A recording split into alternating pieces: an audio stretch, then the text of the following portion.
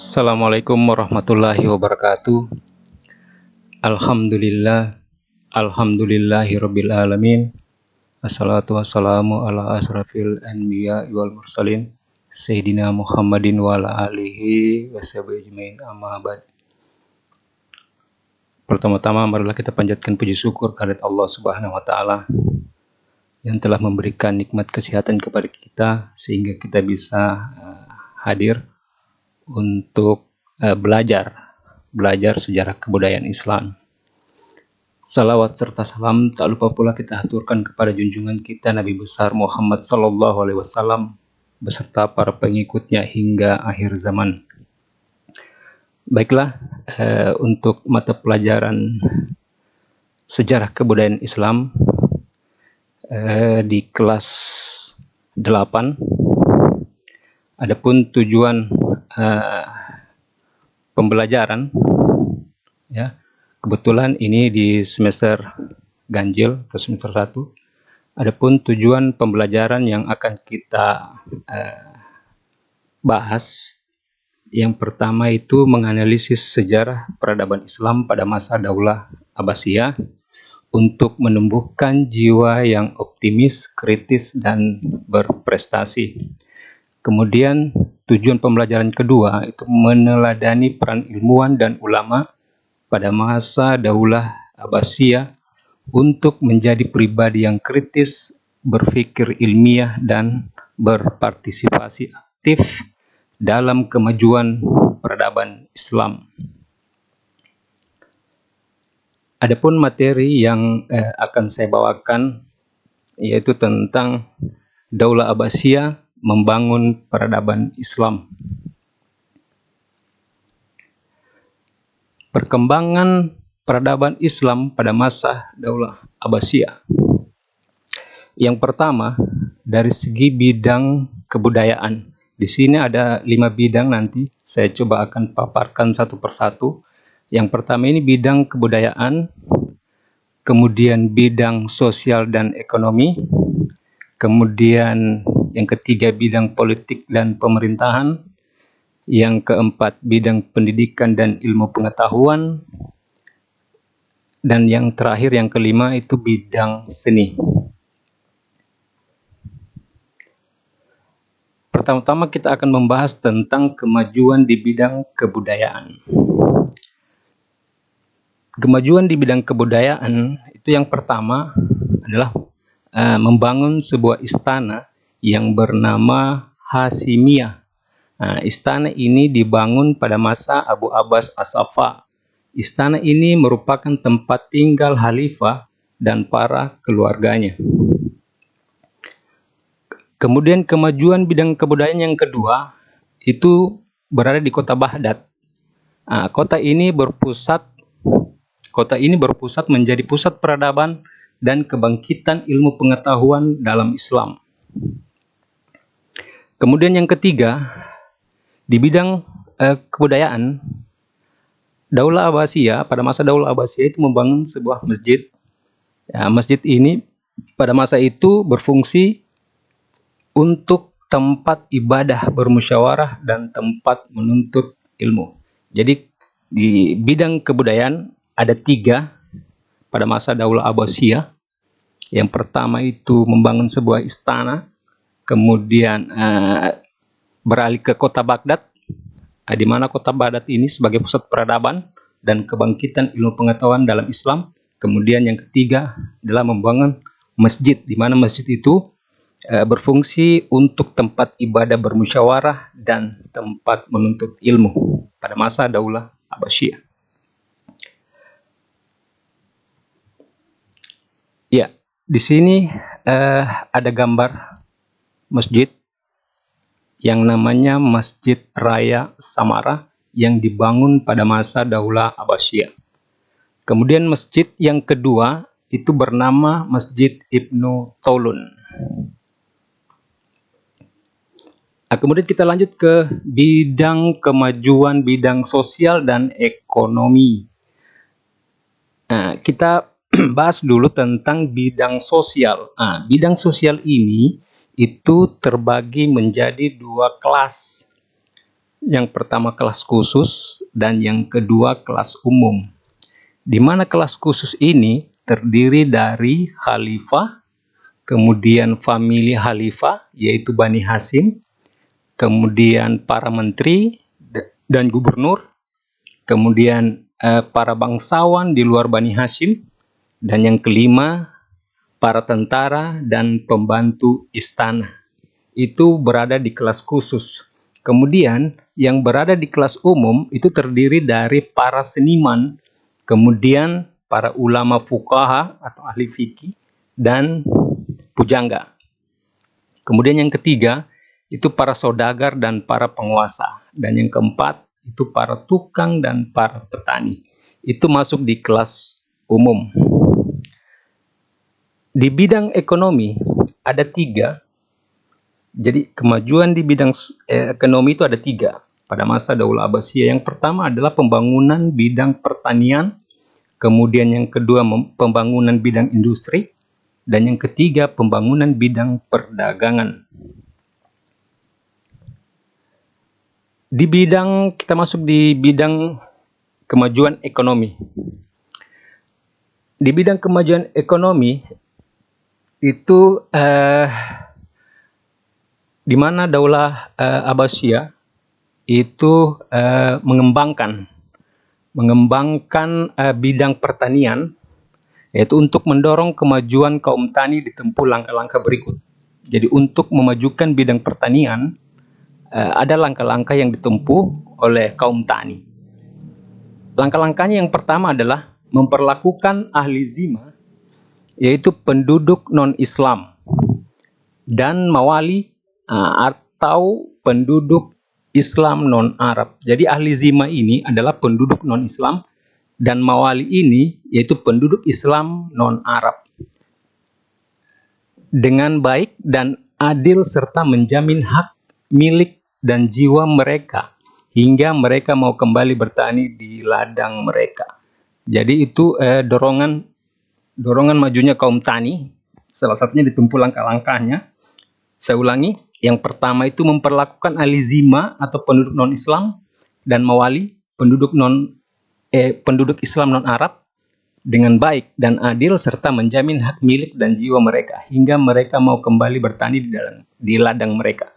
Kemudian langkah kedua yaitu mengambil tindakan keras terhadap pejabat yang berlaku kejam terhadap para petani.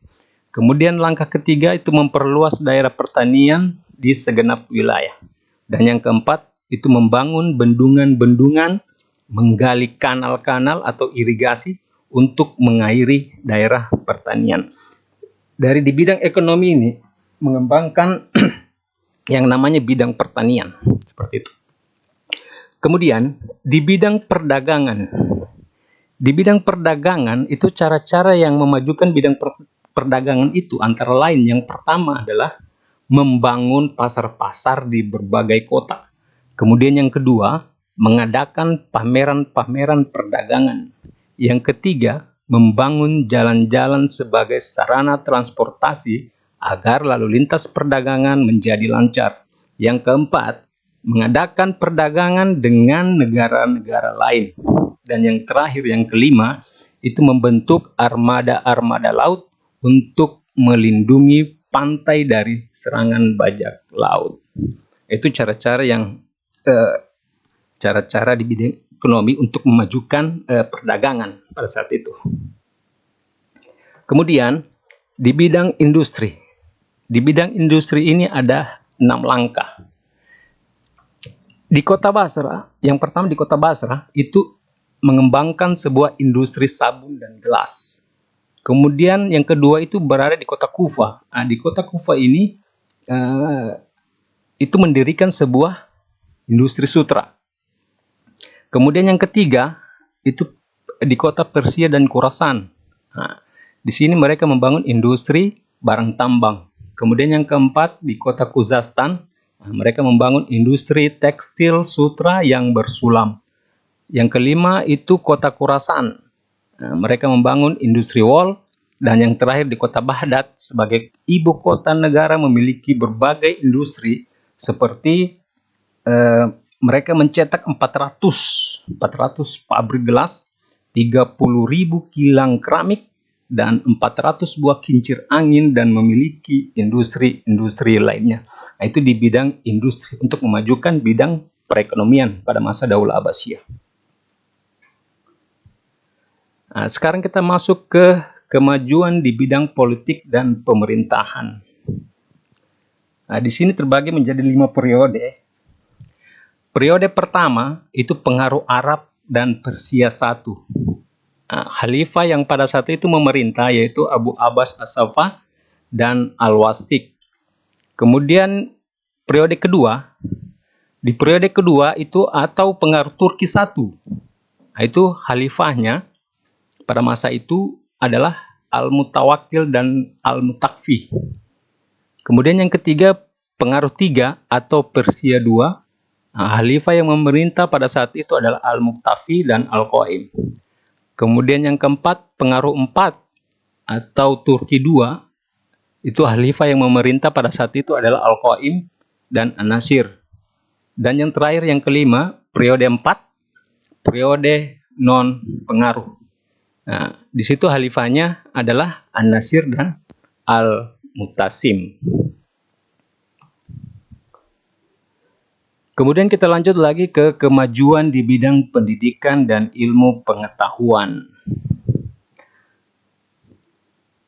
Yang pertama, berdirinya lembaga-lembaga pendidikan. Jadi di bidang pendidikan dan ilmu pengetahuan pada masa Daulah Abbasiyah, mereka membangun sebuah lembaga-lembaga pendidikan. Di antaranya Darul Hikmah atau perguruan tinggi, kemudian mendirikan madrasah, MI, MTS, dan MA, kemudian majelis munadarah, yaitu tempat berkumpul untuk membahas masalah ilmiah, dan yang keempat, Al-Nizmiyah, yaitu sebagai pusat studi ahli agama. Nah, itu mereka mendirikan sebuah lembaga-lembaga pendidikan. Kemudian yang kedua, itu berdirinya kota-kota kegiatan ilmu pengetahuan. Nah, kegiatan-kegiatan ilmu pengetahuan itu pada saat itu berada di kota Mekah, Madinah, Kufah, Damaskus, Hujaz, Kairawan, Irak, dan Mesir. Kemudian yang ketiga, itu lahirnya ilmu fikih dan para fuqaha terkenal. Nah, antara lain, jadi para fuqaha ini ahli fikih ya, antara lain Imam Abu Hanifah, kemudian Imam Hanafi. Nah, Imam Abu Hanifah atau Hanafi, kemudian Imam Syafi'i, Imam Malik, dan Imam Ahmad bin Hanbal, atau biasa kita sebut dengan Imam Hambali. Kemudian yang keempat, itu perkembangan ilmu nakli. Nah, perkembangan ilmu nakli itu ada 4. Yang pertama, ilmu tafsir, yaitu tokoh-tokohnya antara lain Ibnu Jarir At-Tabari. Kemudian dari ilmu hadis, tokoh-tokohnya yaitu Imam Bukhari, Imam Muslim. Kemudian ilmu tasawuf, tokohnya antara lain Imam Ghazali dan Sahabuddin. Kemudian dari ilmu bahasa, tokohnya antara lain Sibawaihi dan Al-Fara.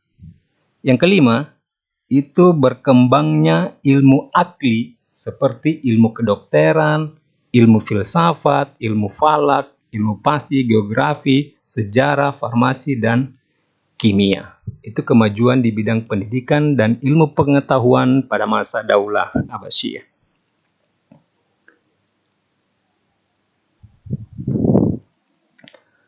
Nah, ini ada gambar, ini ada gambar tokoh ilmuwan Muslim yang bernama Al-Khawarizmi. Al-Khawarizmi adalah penemu aljabar atau biasa kita sebut dengan ilmu matematika. Kemudian tokoh kedua yaitu Ibnu Sina. Ibnu Sina ini dijuluki dijuluki bapak kedokteran modern. Nah, sekarang kita masuk ke kemajuan bidang seni. Kita bahas dulu dari seni bahasa. Ciri-ciri khas sajak di zaman Abbasiyah. Yang pertama, itu mengutamakan keindahan kata. Yang kedua, pengutaraan keindahan kasih. Kemudian yang ketiga, pemujaan berlebihan. Yang keempat, mengandung filsafah untuk mengembangkan akal. Itu dari seni bahasa. Kemudian dari seni suara, seni musik, dan seni tari. Cara-cara mengembangkannya sebagai berikut. Yang pertama adalah mendirikan sekolah musik. Kemudian menyusun dan menerbitkan buku-buku tentang musik. Kemudian mendirikan pabrik-pabrik alat musik dan mengadakan festival atau lomba musik. Itu dari seni suara, seni musik, dan seni tari. Kemudian dari seni rupa. Nah, seni rupa ini ada ukiran huruf dan wujud lainnya di gedung atau dinding-dinding istana. Kemudian ukiran ayat Al-Quran, hadis pada mimbar, dinding dan pilar-pilar di mihrab. Kemudian yang keempat, kubah 4 di Baghdad. Itu dari segi seni rupa. Kemudian dari seni bangunan dan arsitektur, yaitu ada pembangunan dan arsitektur masjid. Ada yang namanya Masjid Samara di Baghdad yang sudah sempat tadi saya tampilkan. Kemudian masjid ini dibuat dari batu bata bakar, mempunyai jalan spiral untuk naik ke menara masjid. Kemudian masjid kedua adalah Masjid Ibnu Tulun. Masjid Ibnu Tulun ini dihiasi ornamen khas Islam dan meneranya spesifik dan tangganya yang melingkar. Kemudian yang kedua itu pembangunan arsitektur kota. Ada 2 pembangunan di arsitektur kota. Yang pertama itu berada di kota Baghdad. Ini kota ini pernah menjadi pusat peradaban. Kota ini mempunyai istana yang bernama Karuzabat yang luasnya 160.000 hasta persegi. Kemudian kota Samara. Kota ini nyaman, indah, dan teratur, dihiasi dengan 17 istana mungil. Itu dari segi-segi seni yang pada saat itu memajukan bidang seni di masa Daulah Abbasiyah. Oke, dan yang terakhir ini ada tugas kelompok yang nantinya saya akan membagi kelompok. Di mana tugas kelompok ini akan mendiskusikan yang pertama itu bagaimana kondisi peradaban Islam masa pemerintahan Daulah Abbasiyah. Kemudian tugas kedua itu diskusikan dalam kelompok itu mengenai peran ilmuwan serta ulama pada masa Daulah Abbasiyah. Dan yang terakhir, buatlah presentasi tentang peran ilmuwan serta ulama pada masa Daulah Abbasiyah. Jadi itu tugas kelompok yang nantinya sebentar saya akan membagi kelompok, yaitu untuk membahas tentang ketiga poin ini.